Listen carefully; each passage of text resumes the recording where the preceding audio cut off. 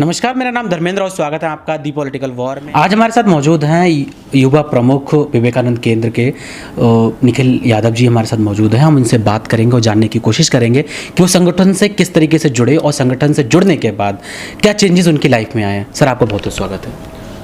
आपका नमस्कार। आपके सभी जो दर्शक हैं उनका मेरा प्रणाम, मेरा नमस्कार। विवेकानंद केंद्र जो कन्याकुमारी में है जी, और उसके पूरे देश भर में उसकी ब्रांचेज हैं जी। तो मेरा जो पहली जो मुलाकात हुई विवेकानंद केंद्र से वो पंचकुला में हुई। मैं मूलतः पंचकुला में ही पला बड़ा, तो वहाँ से मेरा परिचय हुआ और विवेकानंद केंद्र दिल्ली शाखा से मैं पूर्णकालीन कार्यकर्ता के तौर पे मेरा यहाँ पे रहना शुरू हुआ। संगठन में जुड़ने के बाद तो अनेकों परिवर्तन आते हैं और विवेकानंद केंद्र मतलब एक स्पिरिचुअली ओरिएंटेड सर्विस मिशन, एक आध्यात्मिक प्रेरित सेवा संगठन। तो सेवा का कार्य करना है एक स्पिरिचुअल बेंट के साथ, आध्यात्मिक प्रेरणा के साथ। Because politics is all about face, politics is all about identity. लेकिन अगर सेवा का कार्य करना है तो उसमें आइडेंटिटी और फेस नहीं होना चाहिए। तो इस प्रकार से विवेकानंद केंद्र कार्य करता है। तो जो केंद्र की कार्यपद्धति है, कार्यपद्धति से ही व्यक्ति में परिवर्तन आता है जी। किसी भी संगठन की कार्यपद्धति जैसी रहेगी वैसा ही व्यक्ति में परिवर्तन आएगा। तो केंद्र की कार्यपद्धति है योग वर्ग। तो नित्य प्रति योग करना। तो योग सिर्फ और सिर्फ एक फिजिकल डायमेंशन से ना देखना। आसन प्राणायाम हम लोग करते हैं, बहुत अच्छा है, और उससे कोई फिजिकल लाभ होगा वो तो बाय प्रोडक्ट है जी। लेकिन वो समाज में एक जुड़ने और जोड़ने का एक माध्यम बने, वो एक कल्चरल एक्टिविटी के तौर पर लिया जाए, वो अनुशासन, डिसिप्लिन, व्यक्ति निर्माण का एक स्थान बने। तो योग वर्ग हम लोग करते हैं। इसके बाद संस्कार वर्ग, क्या 18 से 14 साल के बच्चों के बीच में संस्कार वर्ग की एक्टिविटी चलाना। तो इसके माध्यम से कहानी, खेल और गीत के माध्यम से संस्कार देना। संस्कार कोई बुक में लिख के पढ़ाने वाला विषय या ऊपर से थोपने वाला विषय नहीं है जी। वो तो नित्य प्रति बोलचाल का विषय है, जो व्यक्ति अनुकरण से करता है। जैसा वो अपने बड़ों को, अपने आसपास के वातावरण को देखेगा वैसा वो आगे बढ़ेगा। तो ऐसे संस्कार वर्ग की एक्टिविटी लेना। तो जैसे मैंने कहा कहानी, खेल और गीत के माध्यम से, तो खेल का कितना बड़ा माध्यम है, महत्व है इसमें। तो खेल सिर्फ और सिर्फ, फिर मैं कह रहा हूँ, फिजिकल डायमेंशन के लिए नहीं।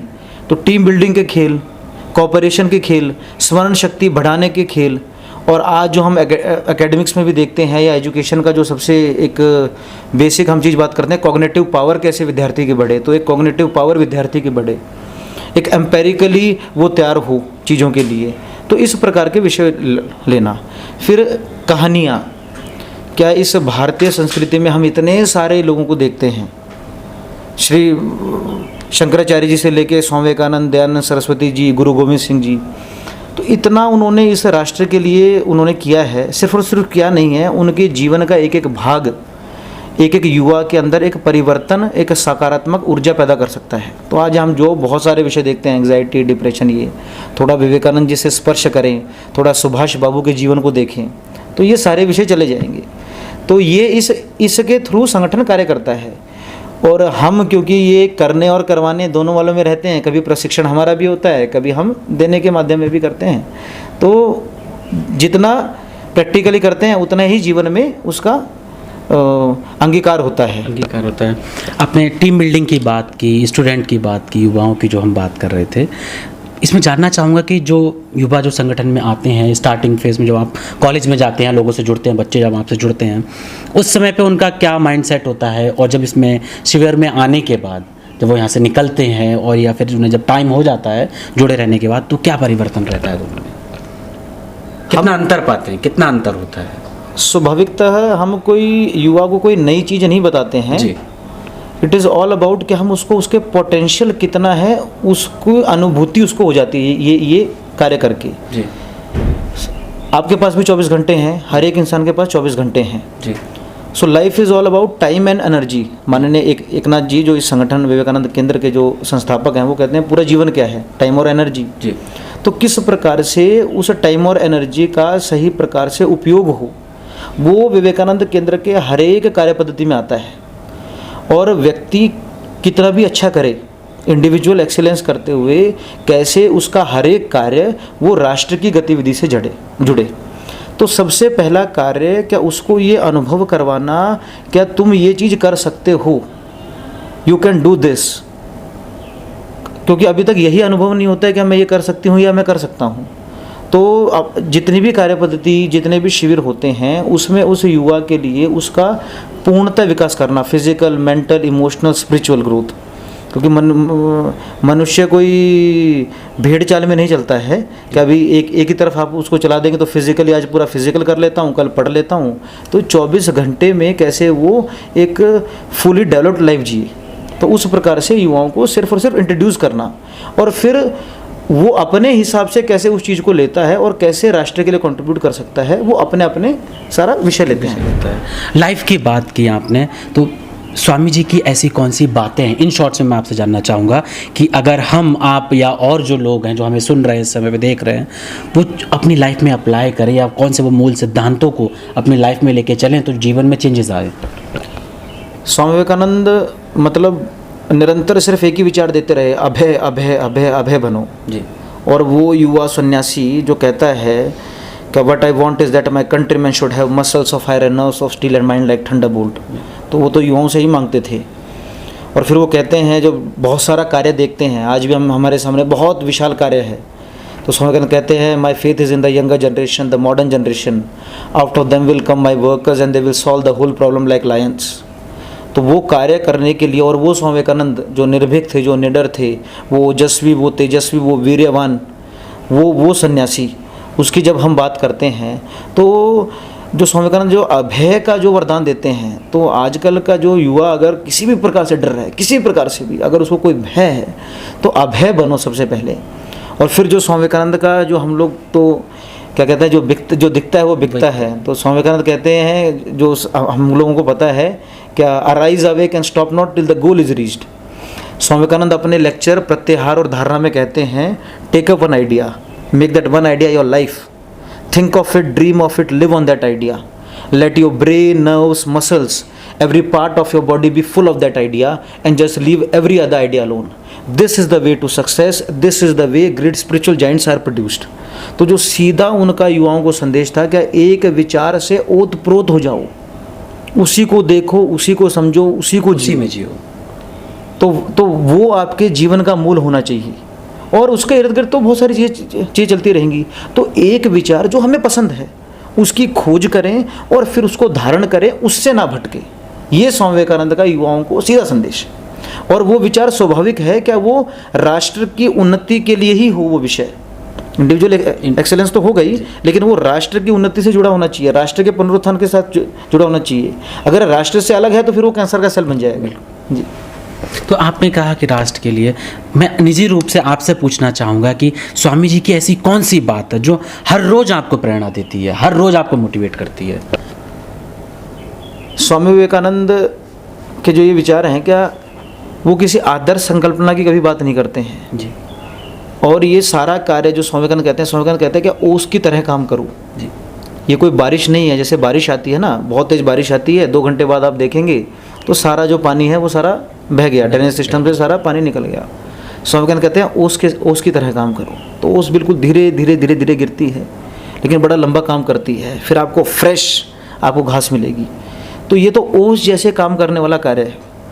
तो स्वामी विवेकानंद का ये बात। और दूसरा क्या, सिर्फ स्वामी विवेकानंद बोल के नहीं गए, उन्होंने करके दिखाया। स्वामी विवेकानंद जब भारत आते हैं अपना विश्व भ्रमण करने के बाद, तो मद्रास में एक लेक्चर में स्वामी विवेकानंद कहते हैं, पहली बार वो अपने बारे में बताते हैं कि a man who met starvation face to face for 14 years of his life, who does not know where he will get the next meal and where he will sleep the next day, cannot be intimidated so easily. A man almost without clothes, who dare to live with a thermometer registered 30 degree below zero, cannot be intimidated so easily. और वही स्वामी विवेकानंद जो सब कुछ सहने के बाद वो अपने गुरु भाई को रामकृष्णानंद को वहाँ से पत्र लिखते हैं शिकागो से, क्या अगर मैं इस ठंड और इस भूख के कारण मर भी जाऊँ तो ये कार्य तुम निरंतर करते रहना। तो स्वामी जी करने का भी विचार देके गए, कैसे करना है वो भी बताया, क्या शांत मन से करना है, जैसे ओस गिरती है वैसे करना है, और क्या करना है वो भी बता के गए। कि ये कार्य कैसे होने, ये भारत माँ का कार्य कैसे होने वाला है, कैसे इस भारतीय विचार को कैसे हम एक एक व्यक्ति को हृदय से लगा सकते हैं।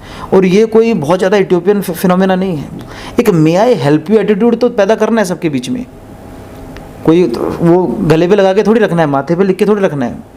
क्या हम सबके अंदर एक सकारात्मक एक ऊर्जा है, जो आत्मीय तत्व रहे सबके अंदर, और एक मे आई हेल्प यू एटीट्यूड रहे। वो संगठन के माध्यम से करने से आसान होता है, बिना संगठन के भी लोग करें। बात जब मैं आपसे भी कर रहा था तो आपने, जो हम लोग डिस्कस कर रहे थे कि डिप्रेशन एंजाइटी की बात कर रहे थे, डिप्रेशन और एंजाइटी से कैसे दूर रहा जाए और इसके लिए क्या करना चाहिए, कैसे ओवरकम किया जा सकता है? आजकल युवाओं में ये बहुत ज़्यादा देखने को मिल रहा है। जब आप किसी चीज़ में अपने आप को सेंटर प्लेस पे ले आते हैं ना, तब ये दिक्कत पैदा होती है। इट इज़ ऑल अबाउट मैं और मेरा सब कुछ। आप जब भी स्वामी विवेकानंद कहते हैं you work best when you work for others, सबकी लाइफ में सेम विषय हैं। युवाओं का एक ही प्रकार से सबका ग्रोथ होता है, एक ही टाइम पे 2 3 4 5 साल में प्यूबर्टी की एज जाती है, धीरे धीरे वो सब लोग आगे बढ़ते हैं। कॉलेजेस के सबके एक विषय हैं, 10th का एग्ज़ाम देना होता है, 12वीं का एग्ज़ाम देना होता है, कॉलेज में आते हैं, सबको अपनी एम्प्लॉयमेंट का विषय रहता है। इस सारे विषय में अगर हम अपने आप को सेंटर प्लेस पे हमेशा रखते हैं, हमको ये समझना पड़ेगा, Swami Vivekananda says the world is a gymnasium, come here and make yourself and go. तो ये तो सारा जिम है, अपने आप को यहाँ बनाओ और चले जाओ। तो अपने को कभी भी सेंटर प्लेस में नहीं ले आना, क्या मेरे से ही होगा, मेरे पास विवेकानंद मैं ही हाँ, क्या विवेकानंद केंद्र में मेरे पास भी एक दायित्व है, मैं करके अपने अंदर कुछ परिवर्तन लाने की कोशिश कर रहा हूँ, और कैसे समाज में कुछ कंट्रीब्यूशन हो सके, मैं ही कर रहा हूँ, मेरे करने से ही होता है, मैंने युवाओं में कोई परिवर्तन ला दिया, ऐसा कोई विषय नहीं होता है। तो जब हम लाइफ के किसी भी एस्पेक्ट में अपने आप को सेंटर प्लेस पे ले आते हैं, क्या मेरे IAS बनने से ये होगा, तो मैं तैयारी कर रही हूँ, मेरे से नहीं हो रहा है, मैं तैयारी कर रहा हूँ, मेरे से नहीं हो रहा है, मेरे एग्ज़ाम में मुझे ऐसा हो गया, मेरे को उसने छोड़ दिया, मेरे को उसने पकड़ लिया। तो इस सारे विषय से जब तक हम अपने आप को सेंटर प्लेस में रखेंगे, अभी तो कोविड फिनोमेना हमने सामने देखा ना, तो सारा तमाशा चल रहा था, किसी का भी डेथ हो रहा था, सब कुछ चल रहा था। तो मौत को इतने पास से जब हमने देखा कि हमारे इतने प्यारे लोग जो हमारे दिल के करीब थे, मनुष्यता में कोई भी मरे या कोई भी लिविंग व्यक्ति की मौत होती है और आकस्मिक मौत होती है, तो धोखा तो लगता ही है। तो जब मौत को इतने पास से हमने देख लिया, तो हम स्वामी विवेकानंद का उस अभय, जो वो कहते हैं अभय बनो, तो उसको हम ये थोड़ी ना कह सकते हैं कि ये it is a philosophical term. It is not a philosophical term, it is more than practical term. It is much practical than your practicals of your science streams. तो ये तो बिल्कुल सामने हमने सब कुछ देखा। तो हम अपने आप को सेंटर पे कभी भी ना लेके आएँ, हमको जो करना है हम बिल्कुल मेहनत से करें, try to do to the highest of the perfection. Shrimad Bhagavad Gita कहती है योग कर्मसु कौशलम बुद्धि युक्तो जहाती है उभे सुकृत दुष्कृते तस्माद योगाय युज्यस्व योग है कर्मसु कौशलम। Try to do to the highest of the perfection. Perfection से करो, निपुणता से करो, उत्कृष्टता से करो, उत्तम चीज़ करो, लेकिन करने के बाद छोड़ दो। रिजल्ट के लिए इतना अत्यंत पागल होने की जरूरत नहीं है, जो होगा वो होगा। अभी आप कहोगे क्या नहीं रिजल्ट के लिए भी वो पागल होना है, तो रिजल्ट के लिए पागल होगे तो यही होगा। तो अपने को सब कुछ करो, लेकिन फिर अपने को सेंटर प्लेस से दूर कर लो। ये सब कुछ करो जो भी करना है, आपको एग्ज़ाम के लिए तैयारी करनी है, आपको अपना बिजनेस सेटअप करना है, सब कुछ करो, बेस्ट से बेस्ट करो, उत्तम से उत्तम करो, फिर अपने आप को उससे साइड कर लो। क्या मेरे होने से ही ये सब कुछ होता है? अगर उस पोजीशन में होंगे, हम अपने आप को सेंटर पोजीशन में रखेंगे।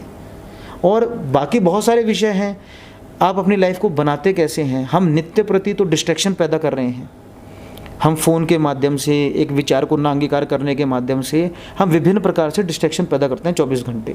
और फिर हम सोचते हैं कि हमारा जो लाइफ है वो कॉन्सेंट्रेटेड लाइफ होगा, ऐसा हो नहीं पाता है।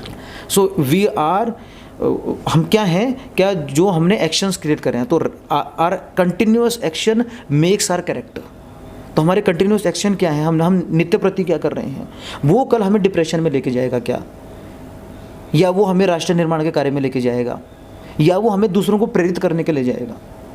तो हमारे पास, और सबसे जो मैं कोर एक बात बताऊं, जो आजकल लोग डिप्रेशन के बाद लोग ये भी जो बोल देते हैं क्या मैं सुसाइड करूंगा। You don't have a right to suicide. आपने 20, 25, 30 साल जितनी भी उम्र है आपकी, आपने इस राष्ट्र से खाया है, इस भूमि से, इस समाज से खाया है। जब तक इसको वापस नहीं दे देते, आपके पास वो ऑप्शन ही नहीं है। दायित्व तो करना हाँ, पड़ेगा। 30 साल खाया तो 30 साल पहले कंट्रीब्यूट कर रहा हूँ, उसके बाद कुछ सोचना। तो अभी तक सब कुछ लिया है ना फ्री में, तो हमारे पास आज के युवाओं के पास ये ऑप्शन ही नहीं है। उनके पास सिर्फ एक ही ऑप्शन है कि कैसे हमने जितना लिया है अब कंट्रीब्यूट करना है, उसके लिए प्रेरित होना अपने को। एक चीज़ और मैं आपसे जानना चाहूँगा कि आप सनातन जो आइडियोलॉजी है या फिर हम कहें भारतीय संस्कृति को आप किस तरीके से देखते हैं या किस तरीके से डिफाइन करते हैं? भारतीय संस्कृति जैसे हम कहते हैं कि एक निरंतर जो प्रवाह चलता है जी, ये कोई एक बुक से, एक भगवान से, स्वामी विवेकानंद अपने बहुत सारे लेक्चर्स में बताते हैं क्या ये जो सनातन परंपरा है ये किसी एक भगवान के इधर उधर जाने से, उसके हिस्टोरिकल कॉन्टेक्स्ट को इधर उधर होने से, किसी एक बुक, एक भगवान, एक विचार को इधर उधर होने से ये गिरने वाली नहीं है। और इतना विशाल अपना देश है, लेकिन इस देश को किसी ने तो बांधा होगा और ये सनातन परंपरा है, वरना ये देश कोई कॉन्स्टिट्यूशन के दम पे बांधा हुआ देश नहीं है। कॉन्स्टिट्यूशन 1947 में आया, उससे पहले भी ये राष्ट्र था। ये राष्ट्र 5000 साल पुराना राष्ट्र है और ये राष्ट्र वही है जिसने योग दिया है, जिसने जोड़ने की बात करी है। ये राष्ट्र वही है जिसने वसुदेव कुटुंबकम का नारा दिया है, अयम निज परोवेति गन्ना लघु चेतसाम उदार चरिता नाम तू वसुदेव कुटुंबकम। हमने कभी भी किसी का दमन नहीं किया, किसी को लूटा नहीं, किसी को मारा नहीं। हमने तो कभी नहीं कहा, क्या अटल बिहारी वाजपेयी जी की बड़ी अच्छी कविता भी है, क्या गोपाल राम के नामों पर कब मैंने अत्याचार किया, कब दुनिया को हिंदू करने घर घर में नरसंहार किया, कोई बतलाए काबुल में जाकर कितनी मस्जिद तोड़ी, भूभाग नहीं शत शत मानव के हृदय जीतने का निश्चय।